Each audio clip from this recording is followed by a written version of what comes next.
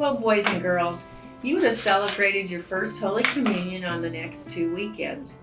Since the churches are closed, we know we can't do that, but that great day is coming. For today, Miss Michele and I are going to take you through several activities to help you think about your first Holy Communion. I'm going to read to you this book, The Unbeatable Bread, by Lynn Littlefield Hoops. One dark morning, still dreaming in bed, Uncle John sat up and said, "I will bake an unbeatable bread." "Bread," sighed Aunt Lucy. "Oh, dread." "A wild bread," said Uncle John. "A wishing bread, as bright as dawn." His wife gave a tremendous yawn. "Uncle John, the children are grown. We've no one to eat it. No nieces or nephews or cousins to need it. No grandmas or grandpas. No good great aunts." Uncle John pulled on his pants. "I will bake an unbeatable bread. I'll wake the world from winter's sleep, melt the snow, the dark so deep. I'll break the spells of this long freeze, bring out the children and the honeybees."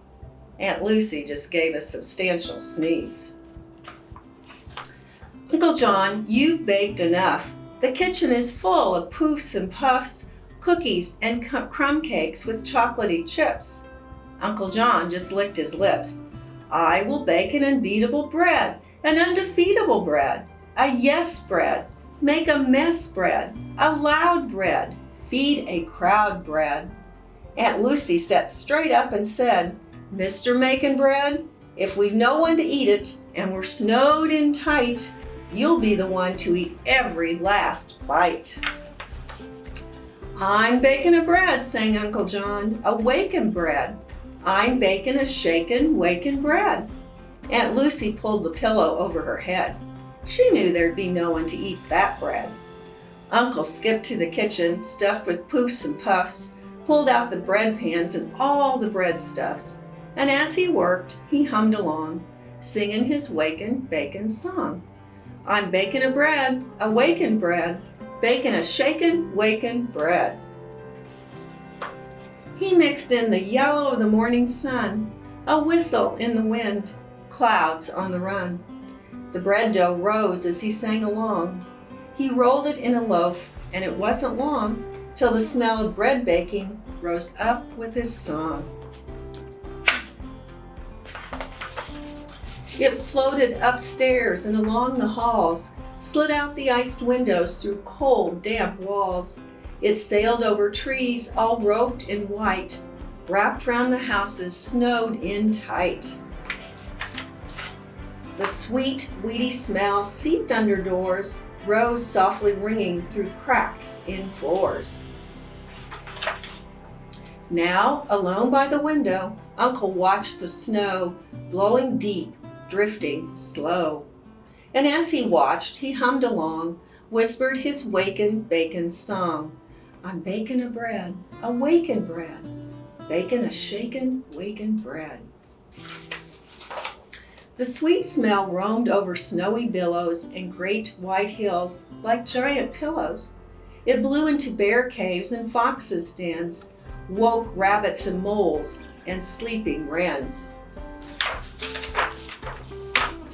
"A wakin' bread, a shakin' bread, bakin' a shakin', wakin' bread."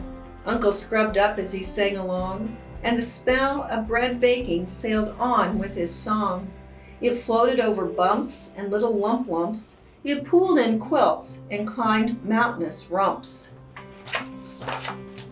Then silently, secretly by it slid, and found them each under pillows hid. Amelia and Mia, Liza, Sam, Miss Boo. On it went to find Stevie too. Off with the blankets, off with the spreads, off with the sheets on the winter white beds. The smell of bread reached down deep, lifted them each out of sleep, and waking them with dreams of spring, it wafted them off on great soft wings. The sea sang silver and the skinny moon smiled as they sailed away the morning miles. And the gray sky ran to gold and red with the perfect browning of the bread. Now here was the sun up and coming, and here was Stevie humming. and a tap on the window, 2, 3, 4, Amelia and Mia rapping on the door. Making a bread so fine, Uncle John sang in the big sunshine. Baking a bread so true. There was Liza and Sam and old Miss Boo. Baking a bread so proud. Up flew the bees in a soft brown cloud. Baking a bread so good. In came the creatures from the wood. Rabbits and moles and singing wrens, foxes and bears hungry from their dens. Baking a bread, an undefeatable bread. Aunt Lucy woke to the sun overhead, popped off her pillow to smell that bread. Baking a bread, an unbeatable bread. Aunt Lucy tiptoed out of bed and snuck downstairs to see that bread. Uncle John swung wide the kitchen door, and in they came dripping on the floor, gathered round and ready, waiting to be fed. A great big bite of the unbeatable bread. So boys and girls, in this story, we see that Uncle John is very faith-filled. He bakes and he knows that the children will come. And he calls the bread unbeatable bread, undefeatable bread, a yes bread. What does that sound like? Does it sound like Jesus in the Eucharist? The children awake from their winter slumber, and the fragrance of the bread awakens them, but their other senses are awake too. They remember what bread looks like. They remember the taste of it, and they all come together as a community to eat that wonderful bread. So we anticipate, and we know anticipation means to look forward, to look ahead eagerly. I know that you're looking forward to coming to the Lord's table for the first time. And boys and girls, we're all missing the Eucharist. So we're all looking forward to celebrating this great day, your first Holy Communion, with you. And now Miss Michele is going to show you a craft that you can make to help you get ready for First Holy Communion. Hi boys and girls, so nice to reach out to you. What we're going to do today is we are going to make a craft for your first Eucharist. This is what it's going to look like at the end. If you want to take a look at the table here are some of the supplies that I used to make my craft at home. Keep in mind you can use whatever supplies you have at home, so be flexible with this, of course. So the first thing I grabbed was 2 paper plates. I had white paper plates. If you don't have paper plates at home, you can always use construction paper or even a white sheet of paper that you can color.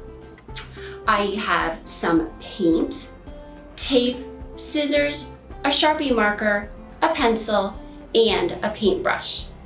So the first thing I did was I took my white paper plate, I grabbed some paint and a paintbrush, and I painted it gold. Yours could be yellow or even like a cream color, whatever you have at home right now.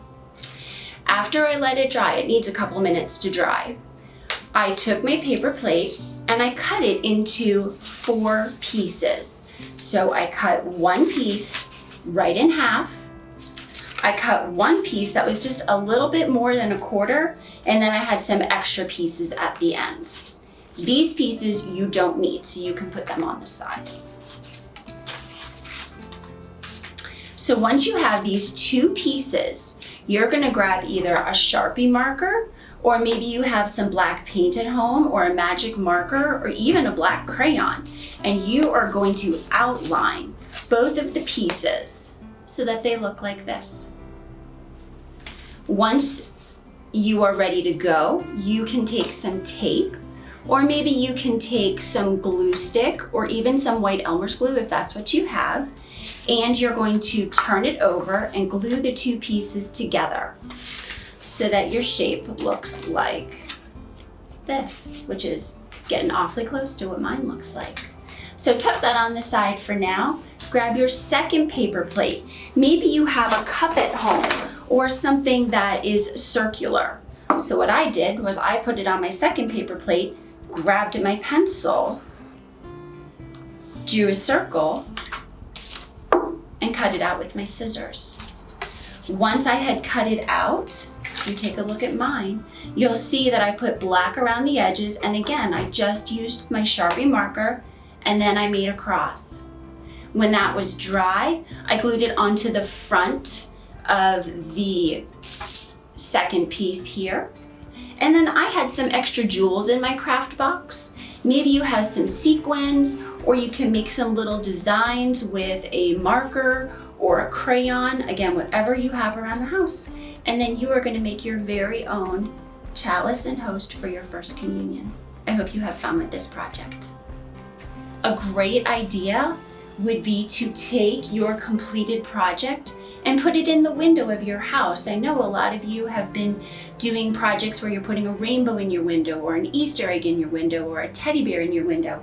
It would be awesome if you could put this in your window to show the people in your community, your friends, your neighbors, about the special day that you will have coming up soon.